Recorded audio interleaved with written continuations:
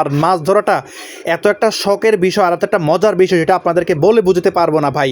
তো যে কথা সেই কাজ দেখতে পারতেছেন, এখানে এক খেয়া জাল মারে প্রচুর পরিমাণ মাছ ধরতাম, যেহেতু আজকে বিগত 10 বছর প্লাস আমি ড্রাইভ করতেছি।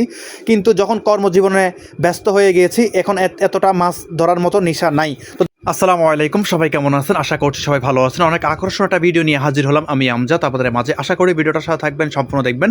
তো আজকে এই মুহূর্তে আছে আমার নিজ গ্রামের বাড়িতে, তো যাইনি ঢাকা শহরে, কারণ মাঝে মধ্যে কয়েকটা দিন রেস্টে থাকতে হয়তো দেখতে পেয়েছেন আমার হাতে বালতি আর হাতে শ্যাম্পু। তো দোকান ভিতরে ঢুকে এখন সানসিল্ক 2 টাকা দামের শ্যাম্পু নিয়ে এখন চলে যাচ্ছে আমার গাড়ির কাছে।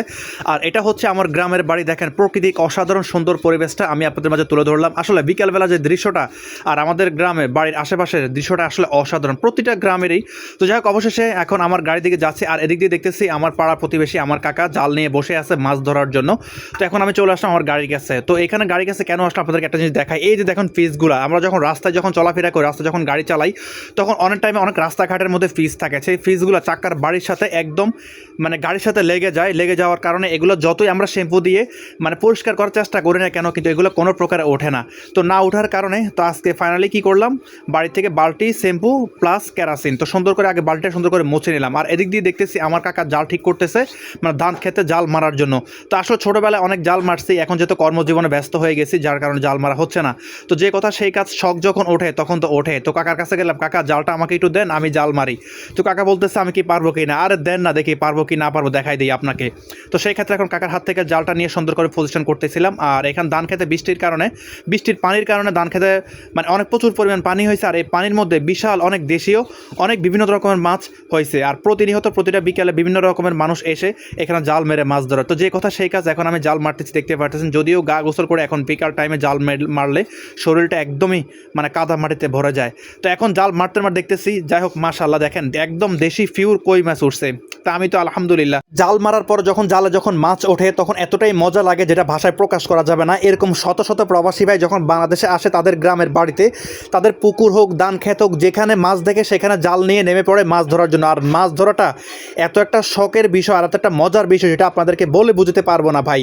তো যে কথা সেই কাজ দেখতে পারতেছেন, এখানে এক খেয়া জাল মারে, আবার সামনে আরেক খেয়া জাল মারতেছি। যেভাবে মারতেছি সেভাবে জালটা পড়তেছে। আসলে ভাই আমি অনেক ভালো জাল মারতে পারি, কারণ ছোটোবেলা আমি প্রচুর পরিমাণ মাছ ধরতাম, যেহেতু আজকে বিগত 10 বছর প্লাস আমি ড্রাইভ করতেছি। কিন্তু যখন কর্মজীবনে ব্যস্ত হয়ে গিয়েছি, এখন এতটা মাছ ধরার মতো নেশা নাই। তো দেখেন এখানে জাল মারার পরে এখানেও কই মাছ উঠছে। আমি তো মাশাআল্লাহ মাছ, দেখেন কই মাছগুলো আসলে এগুলো অনেক স্বাদের মাছ। তো যে কথা সেই কাজ, এক পর্যায়ে জালটা আমি দিয়ে দিলাম। তো একটু আপনাদেরকে দেখাইলাম। তো কাছে এসে দেখি, দেখেন আমার গেঞ্জিটা একদম কাদা মাটি ভরে গেছে। তো কি আর করা। তো যাই হোক, যেটা নিয়ে বলতেছিলাম, তো আমার এই ভিডিওটা অনেকের উপকারে আসতে পারে। কারণ দেখেন এখন আমি যে কাজটা করব, আমি আমার বাড়ি থেকে একটা বালতি নিয়েছিলাম আর কেরাসিন নিয়েছিলাম, সাথে শ্যাম্পু নিয়েছিলাম, হয়তো আপনারা দেখছেন। এখন বালতিটা সুন্দর করে পরিষ্কার করেছিলাম, আর এখন বালতির মধ্যে কেরাসিন তেল ঢেলে একটা তেনা নিয়েছিলাম, তেনাটা সুন্দর করে এখন কেরাসিনের মধ্যে আমি ভিজাচ্ছিলাম। আর এখন আমার যে গাড়ির যে বডিটা, এখন বডিটা সুন্দর করে আমি ডলতেছিলাম, কারণ যে পিসগুলো আছে এই পিসগুলো কেরাসিন ছাড়া উঠতে চায় না। আর আপনাদের যাদের গাড়ি আছে, যারা অনেকে জানেন না, যে রাস্তাঘাটের মধ্যে হয়তো অনেকে জানেন, অনেকে জানেন না যে পিসগুলো আছে রাস্তার যখন কাজ চলে, এই যে দেখেন এইগুলো হচ্ছে রাস্তার যে পিস, এই পিসগুলো দেখেন আমি এখন কেরাসিন তেল দিয়ে কি এটা ডলা মারতেছি, দেখেন ডলার সাথে বেনিশ হয়ে গেছে।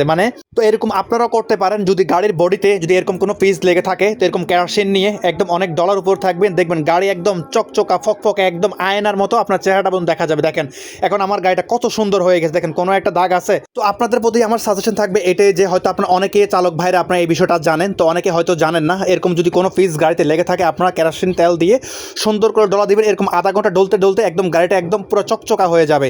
তো আমার সাজেশন থাকবে এটাই। আর এখানে আমার গাড়ির সামনে যে হেডলাইটটা, এই হেডলাইটটা সুন্দর করে কেরাসিন তেল দিয়ে ঢলতেছিলাম, আর দেখেন গোলা হেডলাইট এখন কত সুন্দর করে ক্লিয়ার হয়ে গেছে। তো আজকে অনেকটা দিন যাবত এত পরিমাণ বিশ্রী দেখাচ্ছিল গাড়িটা, যতই ভালো করে ওয়াশ করি না কেন, কিন্তু এই ফিসগুলোর কারণে গাড়ি দূর থেকে কাছ থেকে খুব বাজে অবস্থা দেখাচ্ছিল। আর এই দেখেন বনাটা কত সুন্দর করে যখন ডলা দিয়েছিলাম তো কত সুন্দর করে এখন ক্লিয়ার হয়ে গেছিলো।